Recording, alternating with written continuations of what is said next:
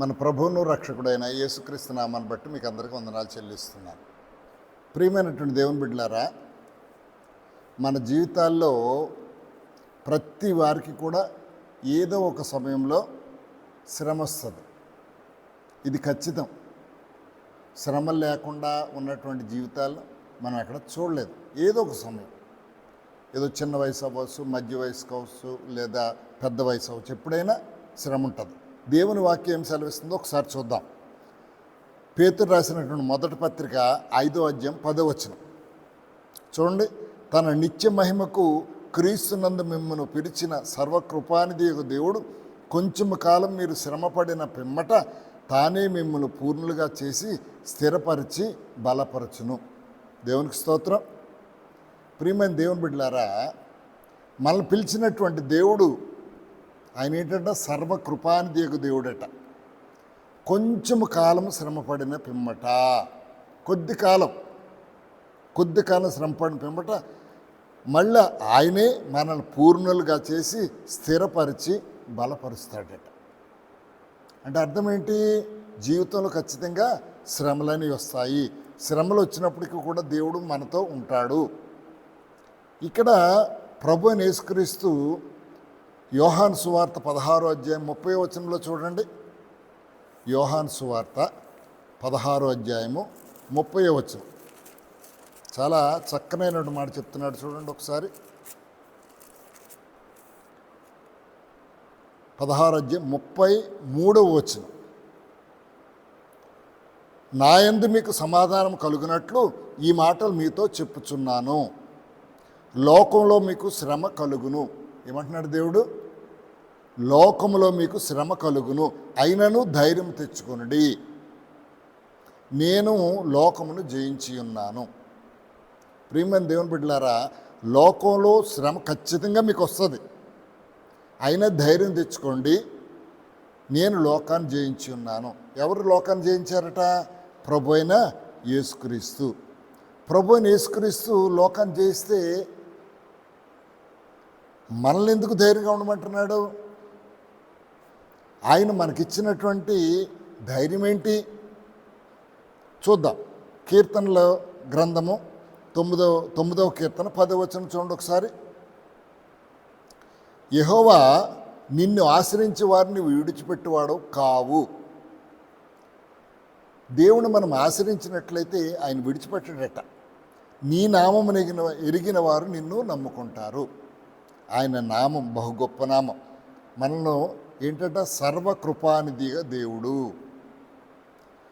ఈ మాటలు దావీదు చెప్పాడు. కానీ దేవుడు మనతోటి ఏం చెప్తున్నాడు ఒకసారి చూడండి. యెహోషువ గ్రంథము 1వ అధ్యాయము 9వ వచనం. నిబ్బరం కలిగి ధైర్యంగా ఉండుడి, దిగులు పడకు, జడియకు, నేను నీకు తోడై ఉన్నాను. ఇది యెహోషువతో ఇచ్చినటువంటి వాగ్దానం. ఎప్పుడు? మోషే తర్వాత సైన్యాన్ని అంతటినీ కనాన్ దేశాన్ని నడిపించడానికి 7 లక్షల మంది కాల్బలాన్ని మోషే తర్వాత యెహోషువని నాయకుడిగా ఎన్నుకున్నప్పుడు వాళ్ళందరినీ చూసి భయపడిపోయినప్పుడు దేవుడు చెప్తున్నాడు. ఏమంటున్నాడు? నిబ్బరం కలిగి ధైర్యంగా ఉండు, దిగులు పడొద్దు, జడియొద్దు, నేను నీకు తోడై ఉన్నాను. ప్రియమైన దేవుని బిడ్డలారా, ఎవరికైనా కొద్ది కాలంలో శ్రమలు ప్రతి వారి జీవితంలో వస్తాయి. ఇంకేమంటున్నాడు? కొరింథీయులు రాసిన పత్రిక, మొదటి పత్రిక 10వ అధ్యాయం 13వ వచనంలో పౌలు పరిశుద్ధాత్మతో కూడుకున్నటువంటి వాడు మాట చెప్తున్నాడు. ఏమంటున్నాడు చూడండి. 10వ అధ్యాయం 13వ వచనం. దేవుడు నమ్మదగిన వాడు, మీరు సహింపగలిగినంత కంటే ఎక్కువగా శోధింపనీయుడు. ఎంతవరకునట? మనం ఎంతవరకు అయితే సహించగలుగుతామో అంతవరకు మాత్రమే శ్రమ పొందడానికి పర్మిషన్ ఇస్తాడట. ఇంకా ఏమంటున్నాడు? సహింపగలుగుటకు శోధనతో కూడా తప్పించుకుని మార్గమును కలుగు చేయను. ఈ శోధనని సహించడమే కాదు, ఇంకా దాన్ని ఏ విధంగా తప్పించుకోవాలో ఆయనే ఒక మార్గాన్ని చూపిస్తాడట. కాబట్టి ప్రియమైన దేవుని బిడ్డలారా, శ్రమలు వచ్చేసినవి.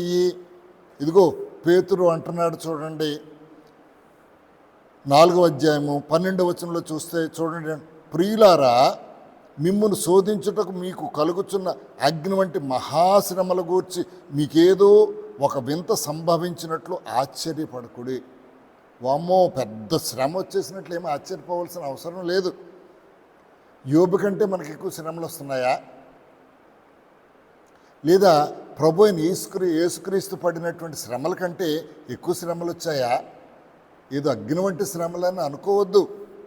మనకు దేవుడు ఉన్నాడు, ఆయన అంటున్నాడు కొంచెం కాలము శ్రమ ఉంటుంది, ఆ శ్రమ తర్వాత నేనే మిమ్మల్ని విడిపిస్తాను, స్థిరపరుస్తాను, బలపరుస్తాను. అలాగే శోధన వచ్చినప్పుడు ఆ శోధనలోంచి తప్పించుకునే మార్గాన్ని కూడా ఆయన తెలియచేస్తాడట. మనం సహింపగలిగినంతకంటే మరి ఎక్కువగా శోధింపబడనీయుడు. ఆయన చెప్తున్నటువంటి మాట, నిబ్బరంగా ఉండు, ధైర్యంగా ఉండు, దిగులు పడద్దు, జడియొద్దు, నేను నీకు తోడై ఉన్నా. ఇది యెహోషువ కోసమే కాదు, మనందరి కోసం కూడా రాసినటువంటి దేవుడు పలికినటువంటి మాటలు. మనము దావీదు ఒక మాట చెప్తున్నాడు చూడండి, 119వ కీర్తన 67వ వచనంలో చూడండి ఏమంటున్నాడు, శ్రమ కలుగక మునుపు నేను త్రోవను విడచితిని. శ్రమ లేకపోతే ఏమవుతుంది? మందిరానికి వెళ్ళాలా, లేకపోతే దేవుడి పనులు మరీ అంత ఎక్కువగా ఉండాలా, ఇక రకరకాలుగా వెళదాంలే, కాసేపు ఉన్నాక వెళ్దాంలే, ఈ వారం కాకపోతే వచ్చే వారం వెళ్దాంలే, మన సొంత పనులు చూసుకుందాంలే అంటే పెద్దగా దేవుని మీదకి దృష్టి వెళ్ళదు. కానీ ఇక్కడ ఏమంటున్నాడు, శ్రమ కలుగక మునుపు నేను త్రోవను విడిచేశా, కానీ ఇప్పుడు నీ వాక్యం నేను అనుసరించి నడుచుకుంటున్నాను. ఇప్పుడంటే శ్రమ వచ్చింది. శ్రమ వస్తే ఏమవుతుందట? భయం వేసింది. ఎవరికైనా శ్రమ కలిగినా ఏం చేయమన్నాడు యాకోబు? ఏం చెప్తున్నాడు? ఎవరికైనా శ్రమ వస్తే ఏం చేయాలట? ప్రార్థన చేయాలట. ఇక్కడ అందుకే అన్నాడు, శ్రమ లేకపోతే నేను ఇష్టానుసారంగా తిరుగుతున్నాను, ఆ శ్రమ వచ్చింది కాదా, ఇప్పుడు నీ వాక్యం అనుసరించి నడుచుకొనిచున్నాను. అందుకే పౌలు గారు శ్రమనందుట నాకు మేలాయను. శ్రమ కూడా మంచిదేనట. ఎక్కువగా శ్రమలు లేకపోతే మన ఇష్టానుసారంగా మనం బ్రతికేస్తాం. కాబట్టి ఆ శ్రమనందుట కూడా మేలైంది అని చెప్తున్నాడు. మనము కొంచెం కాలం శ్రమ తర్వాత స్థిరపరుస్తాను, బలపరుస్తాను, పూర్ణులుగా చేస్తానని చెప్తున్నటువంటి దేవుడు ఈ సమయంలో ఒక వ్యక్తిని మీకు పరిచయం చేస్తా. బైబిల్ గ్రంథంలో ఇద్దరు వ్యక్తులను చూపిస్తాను. ఒకటోది యోసేపు, రెండోది దావీదు. యోసేపు జీవితంలో శ్రమలు వచ్చాయా? 17 ఏళ్ల వరకు జల్సాగా తిరుగుతున్నాడు. అన్నదమ్ములు ఎక్కడో ఉద్యోగం చేసుకుంటున్నారు, ఏదో పనులు చేసుకుంటున్నారు, గొర్రెలు మేపుకుంటున్నారు. ఈయన చిన్నోడు కాబట్టి వాళ్ళ నాన్న ఏం చేశాడు, వీడు రంగురంగుల బట్టలు వేస్తున్నాడు, హ్యాపీగా తిరిగేస్తున్నాడు. వీళ్ళ అన్నదమ్ములు ఏం చెప్తున్నా, ఏమైనా చెడు పనులు చేస్తుంటే తీసుకొచ్చి వాళ్ళ నాన్నకు చెప్తున్నాడు. ఏం చేశారు? ఒరే వీడన్నీ మన మీద పితూరులు చెప్తున్నాడు రా వీడు అని చెప్పి ఒకసారి వచ్చినప్పుడు ఆయన తీసుకుని గోతిలో పడేశారు, చంపేద్దామని. అందులో నీళ్లు లేవు. రెండోసారి ఏం చేశారు? ఎవడికి బయట వాళ్ళకి అమ్మేశారు. అప్పటి వరకు సరదాగా ఉన్నటువంటి జీవితం ఏమైపోయిందట? శ్రమల్లోకి వెళ్ళిపోయాడు. తర్వాత వీళ్ళు అమ్మేస్తే ఇష్మాయిల్కి అమ్మేశారు. ఇష్మాయిల్ తీసుకెళ్ళి ఫోర్కి అమ్మేశారు. ఆ ఇంట్లో పనివాడిగా జాయిన్ అయ్యాడు. మళ్ళీ శ్రమ. పోనీ ఏదో అక్కడ కాస్త బాగానే ఉందనుకునేటప్పటికి తన భార్య ధర మళ్ళీ శ్రమ. అప్పుడు ఏం చేశాడు యజమానుడు? తీసుకెళ్ళి జైల్లో పడేశాడు. 4 తీసుకెళ్ళి జైలు, మళ్ళీ శ్రమ. అయినా ఈ శ్రమలన్నిట్లో ఏం చేస్తున్నట్ట? ఓపికతో ఉన్నాడు. ఆయనకు వచ్చిన ఒకే ఒక విద్య ఏంటట? కలలు గండం. కళలకు తాత్పర్యం చెప్పడం మాత్రమే తెలుసు. ఒకసారి ఫరోకి కళ వచ్చింది. కళ ఎవరు చెప్పలేకపోతున్నారు. ఈ జైల్లో యోసేపుతో పాటు ఇద్దరు ఉన్నటువంటి వారి గురించి కళ గురించి వివరించాడు. వాళ్ళు బయటికి వెళ్ళిపోయారు. తర్వాత ఆ రాజుగారికి ఒక కళ వస్తే ఆ కళ వివరం ఇవ్వడానికి చెప్పగలిగితే బాగుండని చూస్తే జైల్లో ఒకడు ఉన్నాడు, వాడు బాగా కళలకు వివరాలు చెప్తాడు. అతను పిలిచి యోసేపుని అడుగుతున్నాడు, ఏమని? నాకు కల వచ్చింది, అది మర్చిపోయా. తర్వాత ఏం చెప్పాడు? ఇదిగో ఫలానా కల వచ్చింది. ఏం కల అంటే బలిసిన ఎద్దులు కొన్ని కనిపించాయి. మళ్ళీ తర్వాత బక్క చిక్కిపోయింది.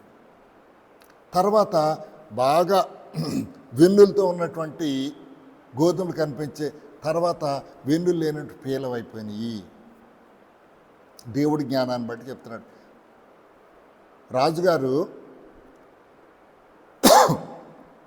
అంటే మీకు మంచి పంటలు పండే సంవత్సరాలు కొన్ని వస్తున్నాయి, తర్వాత కరువు వస్తుంది. ఈ రెండింటి తాలూకు తాత్పర్యం అదే. కాబట్టి మీరు జాగ్రత్త పడండి. జాగ్రత్త అని మాకు తెలీదు, ఎలా జాగ్రత్త పడాలో. నువ్వంతా దేవుని జ్ఞానం కలిగినటువంటి వాడు కాబట్టి ఏం చేయాలో, నిన్ను ఈ దేశానికి మంత్రిగా నేను నియమిస్తున్నాను. నువ్వు చెయ్యెత్తినా కాలెత్తినా ఆజ్ఞ ఇవ్వాలి. ప్రియమైన దేవుని బిడ్డలారా, ఎంతకాలం వచ్చింది? కొంతకాలము శ్రమ. మళ్ళీ అతను మంత్రి అయ్యేటప్పటికి ఎన్ని సంవత్సరాలు అయిందట? 30 సంవత్సరాల వయసు వాడని రాయబడి ఉంది. 17 సంవత్సరాలప్పుడు కుర్రవాడుగా తర్వాత వెళ్ళాడు. ఎన్ని సంవత్సరాలు పట్టింది? ఎన్నేళ్ళు పట్టింది? 13 సంవత్సరాలు పట్టింది. 18 సంవత్సరాలు అనుకుంటాను. ఏదైనా కొంత పీరియడ్ ఏమైంది? శ్రమ. ఈ శ్రమలో నుంచి దేవుడు ఏం చేశాడు? స్థిరపరిచి బలపరిచేశాడు. ఏమైపోయింది? రాజు నేను రాజునే కానీ ఈ రాజ్యంలో నువ్వు చెప్పిందే మాట, నా రాజ్యాధికారం తప్పింది సమస్తాన్ని నీకు ఇచ్చేసానని చెప్పి ఏను మీద ఊరేగించాడు. ప్రియమైన దేవుని బిడ్డలారు, జ్ఞాపకం చేసుకోండి. శ్రమ వస్తుంది కదా అని భయపడిపోవద్దు, పారిపోవద్దు. ఇక దావీదు చక్కగా ఆడుకుంటున్నాడు. ఓ గొర్రెపిల్లను 2-3 గొర్రెపిల్లలు మేపుకున్నాడు. చక్కగా వైలిన్ అది వాయించుకుంటున్నాడు. ఇలాంటి వాడిని రాజు అయినటువంటి సౌలు దగ్గర తీసుకెళ్ళి అప్పటికే సమూయేలు అభిషేకించేశాడు. కానీ ఏమైపోయాడు? రాజుగారి దగ్గర బాణాలు మోసేవాడైపోయాడు. ఒకసారి యుద్ధం వచ్చింది, ఫిలిస్తీన్లతో యుద్ధం వస్తే గొల్యాతును కొట్టుపాడేశాడు. రాజుగారికి భయం వేసింది. వామ్మో, గొల్యాతును కొట్టేసి నా రాజ్యాన్ని కాబట్టి రేపు పొద్దున ఏం తీసుకోగలడు? నా రాజ్యాన్ని తీసుకోగలడు. ఇక చంపడానికి ప్రయత్నాలు చేస్తూ తరుముతూ ఉన్నాడు. ఒకనాటికి ఏమైపోయాడు? దావీదు ఇజ్రాయెల్ దేశానికి రాజైపోయాడు. ఏంటట? కొద్ది కాలం శ్రమ. మనల్ని పిలిచినటువంటి దేవుడు, సర్వకృపానిదేగ దేవుడు కొంచెం కాలం శ్రమ పడిన పిమ్మట తానే మనం పూర్ణులుగా చేసి స్థిరపరిచి బలపరిచేస్తాడు. ఇంకా అక్కడి నుంచి మనం ఎలాగట? దిట్టమైన గోడకు మేకు కొట్టినట్లుగా ఇంటికి ఇంటి వలె కట్టబడిపోయినట్లుగా, పెద్ద చెట్టు భూమిలోకి వేర్లు పాతుకున్నట్లుగా అలాగైపోతాడు. కాబట్టి మనకు ఒక్క మాట చెప్తున్నాడు చూడండి. హెబ్రీయులకు రాసిన పత్రికలో పౌలు గారు చెప్తున్నారు చూడండి, 10వ అధ్యాయం 35-36 వచనాలు చూడండి. కాబట్టి మీ ధైర్యమును విడిచిపెట్టకుడి, దానికి ప్రతిఫలంగా గొప్ప బహుమానం కలుగును. ఏంటట? ధైర్యాన్ని విడిచిపెట్టద్దు. శ్రమలు వస్తున్నాయి కదని పారిపోద్దు. శ్రమలు వస్తే శ్రమ దినం కృంగిపోతే ఏమవుతాయట? చేతకాని పడిపోదు. వద్దు.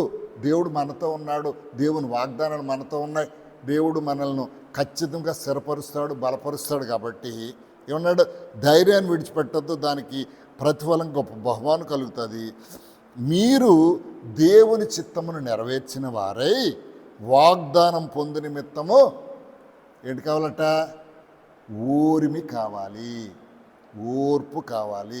అది పొందుకోవడానికి దావీదు రాజు అవడానికి ఎంతగా వెయిట్ చేశాడు. అనేకమైన అవకాశాలు వచ్చాయి. సౌలును చంపవలసిన పరిస్థితులు వచ్చినాయి. అబ్బాయి నేను చంపను, దేవునితో అభిషేకించబడినటువంటి నేను ముట్టుకోను. అలాగే యోసేపు కూడా ఎన్ని వచ్చినా సరే పొతీఫర్ భార్య మీద ఏమి చాడీలు చెప్పలే. ఏమో ఎలా ఉందో, దేవుని చిత్తం ఎలా ఉందో.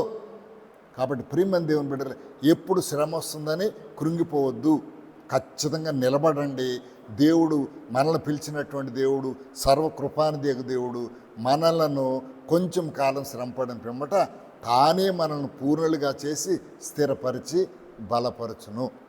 ఈ మాటలను దేవుడు దీవించును గాక. ఆమేన్. ప్రియమైన దేవుని బిడ్డలారా, ఇదిగో మా జీవితంలో కూడా ఇప్పుడు శ్రమల కాలం నడుస్తూ ఉంది. ఇజ్రాయేల్కి శ్రమల కాలం అంటే 70 ఏళ్ళు వచ్చిందట. ఈ శ్రమల కాలం వచ్చింది. ఈ శ్రమల్లోంచి నేను ఎలా తప్పించుకోవాలో నాకు తెలియడం లేదు. ఇదిగో వాక్యం విని నేను బలపడుతూ ఉన్నాను. ఇదిగో నా జీవితంలో కూడా అలాంటివి ఉన్నాయి, అలాంటి టైమింగ్ కూడా ఉన్నది. కాబట్టి మనందరం ప్రార్థన చేద్దాం. అలాంటి శ్రమల్లోంచి దేవుడు విడిపించి మనల్ని స్థిరపరిచి బలపరిచేటట్లుగా ప్రార్థన చేద్దాం. కృపామయుడ, కనికరం కలిగినటువంటి మా దేవ, మీ పరిశుద్ధ నామానికి వందనాలు చెల్లిస్తున్నాను ప్రభువా. ఇదిగో తండ్రి, కొంచెం కాలం శ్రమ అన్నావు ప్రభువా. ఈ లోకంలో శ్రమ కలుగుతుంది, అయినా ధైర్యం తెచ్చుకోండి, ఈ లోకాన్ని జయించి ఉన్నానన్నాం. అవును తండ్రి, జయించినటువంటి యేసయ్య మాతో ఉండగా మేము భయం ఎందుకు పడాలి? కాబట్టి మేము ధైర్యంగా ఉండడానికి నాయన ఆ శ్రమల్లోంచి విడిపించడానికి ఉపాయాన్ని, మార్గాన్ని మీరే మాకు దయచేయండి. ఆ శ్రమల నుంచి విడిపించి గొప్ప చేయండి నాయన. మమ్మల్ని స్థిరపరచండి, బలపరచండి. నీలో నాయన వేరు వలె పాతుకునేలాగా, ఇంటి వలె కట్టబడేలాగా, దిట్టమైన గోడకు మేకు కొట్టినట్లుగా మీలో మేము స్థిరపరచబడడానికి మీ కృపా కనికరం మాకు దయచేయమని యేసుక్రీస్తు పరిశుద్ధ నామములో ప్రార్థించి స్తుతించి వేడుకొంచున్నాను తండ్రి. ఆమేన్. ప్రియమైన దేవుని బిడ్డలారా, నా వీడియోలు నచ్చినట్లయితే లైక్ చేయండి. అనేక మంది స్నేహితులు పంపించాలని ఆశపడినప్పుడు షేర్ చేయండి. అనుదినం ఈ వాక్యం కావాలంటే సబ్స్క్రైబ్ చేసుకోండి. ఈ మాటలు దేవుడు దీవించును గాక. ఆమేన్.